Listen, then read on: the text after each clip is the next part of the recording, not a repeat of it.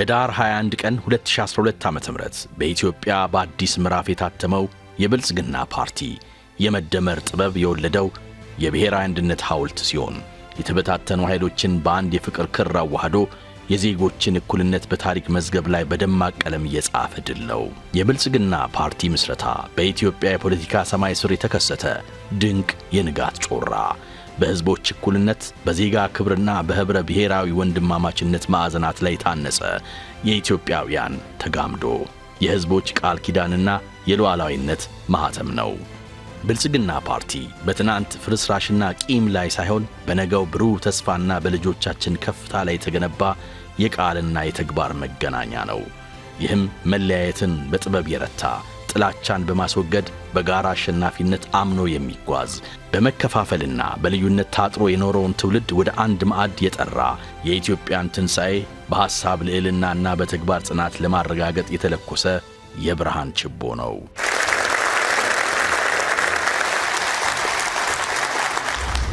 መደመርን እንደ ብርሃን ፋና፣ ሁለንተናዊ ብልጽግናን እንደ መዳረሻው አድርጎ የጀመረው ፓርቲያችን ብልጽግና ኢትዮጵያን የአፍሪካ የብልጽግና ተምሳሌትና የዓለም የብልጽግና አርአያ የማድረግ ግዙፍ ራዕዩን እውን ሊያደርግ ጉዞውን ቀጥሏል።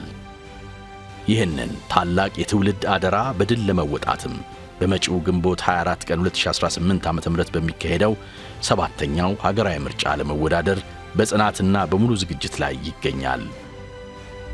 የኢትዮጵያ ጉዞ ሁለንተናዊ ብልጽግናን የመቀዳጀት ታላቅ ጉዞ ነው። ይህ በምኞት ሳይሆን በግልጽ ራዕይና በሚጨበጥ ህልም የሚመራ የታሪክ ስሪት ነው። በስድስተኛው ሀገራዊ ምርጫ ቃል በገባነው መሰረት በላባችንና በእውቀታችን ባደረግነው ርብርብ ዛሬ ከተስፋ ወደሚጨበጥ ብርሃን ተሸጋግረናል። አሁን ላይ የአፍሪካ የብልጽግና ተምሳሌትና የዓለም የብልጽግና አርአያ ለመሆን የያዝነውን ትልም ለማሳካት በልበ ሙሉነት መገስገስ ቀጥለናል። ፓርቲያችን ያሉትን እሳቤዎች፣ መርሆችና እሴቶች ባለፉት ዓመታት ያስመዘገባቸውን ስኬቶችና ቀጣይ ትልሞች መነሻ በማድረግ በአጠቃላይ በመጪው 5 ዓመት ሀገራችን ኢትዮጵያን የአፍሪካ ተምሳሌት ለማድረግ ጉዞውን ያጠናክራል። 7ኛው ጠቅላላ ምርጫ የብልጽግና ፓርቲ መሪ መልእክት ኢትዮጵያን ወደ ተምሳሌት ሀገር በሚል መጽደቁም ለዚሁ ነው።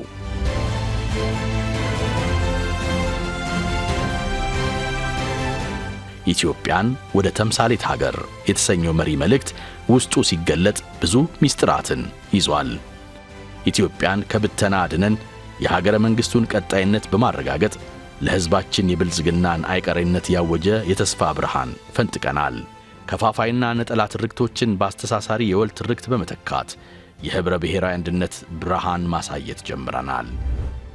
ኢትዮጵያውያንን አደራጅቶ ለጋራ ብልጽግና የሚያንቀሳቅሰው ወጥ ህብረ ብሔራዊ ሀገራዊ ግዙፍ ፓርቲ በመገንባት ለኢትዮጵያውያን ተቋማዊ ብርሃን መሆን ቀጥለናል። ዲሞክራሲን ለማጽናት ለተረጋጋ የፖለቲካ ስርዓትና ባህል ግንባታ መሰረት ጥለናል። የሀገራችንን የማክሮ ኢኮኖሚ ስብራት በመጠገን ኢኮኖሚያችንን በአፍሪካ በፍጥነት እያደገ የሚገኝ ግዙፍ ኢኮኖሚ እንዲሆን ማድረግ ጀምረናል። የአምራች ኢንዱስትሪ መዋቅራዊ ለውጥ ለማምጣት በሚያስችል ጉዞአችን ተመራጭ የኢንቨስትመንት መዳረሻ መሆን ችለናል። ህዳሴ ግድብን በማጠናቀቅ የኮሪደር ልማትን በውጤታማነት በመተግበር የቱሪስት መዳረሻዎችን በማልማትና በርካታ ሌሎች ሜጋ ፕሮጀክቶችን በስኬት በማጠናቀቅ ከፈጠርነው የሥራ ዕድልና የኢኮኖሚ ተጠቃሚነት ባሻገር ወደሚጨበጥ ብርሃን ተሸጋግረናል። ከስንዴ ተመጽዋችነት ወጥተን በስንዴ ምርት ራስን ወደ መቻል ብሎም ወደ ውጭ መላክ ተሸጋግረናል። የምግብ ሉዓላዊነትን ለማረጋገጥ ወደ ተሟላ ሀገራዊ ሉዓላዊነት ለመሸጋገር የሚያስችል ተጨባጭ ለውጥ ማምጣት ጀምረናል። የማዕድን ሀብታችንን ለብልጽግናችን ለማዋል በሰራናቸው ሥራዎች ማዕድን የኢኮኖሚያችን የጀርባ አጥንት መሆን ጀምረዋል።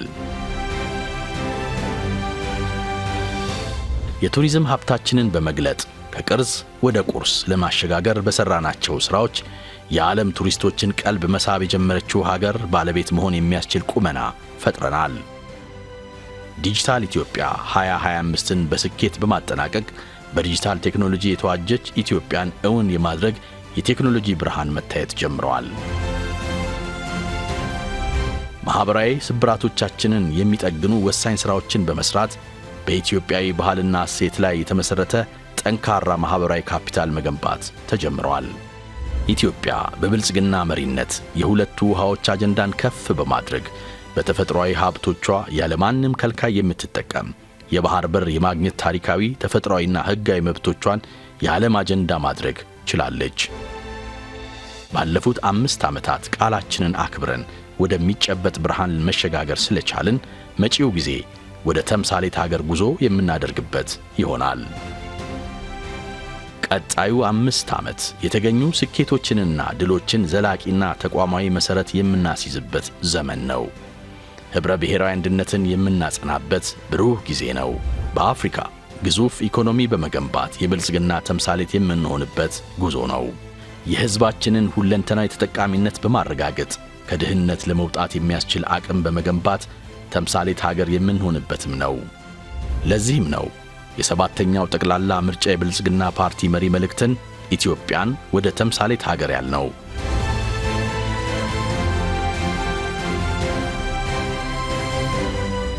ኢትዮጵያን ወደ ተምሳሌት ሀገር። መደመር ለኛ ቀመር ሳይሆን ብዝሃነትን በጥበብ የምናስተሳስርበት፣ ልዩነትን በእውቀት የምንቀበልበትና የኢትዮጵያውያንን አንድነት ከምንጊዜም በላይ የምናጠናክርበት ወርቅ መርህ ነው። ለዚህም ነው የሰባተኛው ጠቅላላ ምርጫ የብልጽግና ፓርቲ ምልክት የስንዴ ነዶ የሆነው። ብልጽግና ፓርቲ ኢትዮጵያን ወደ ተምሳሌት ሀገር በሚል መሪ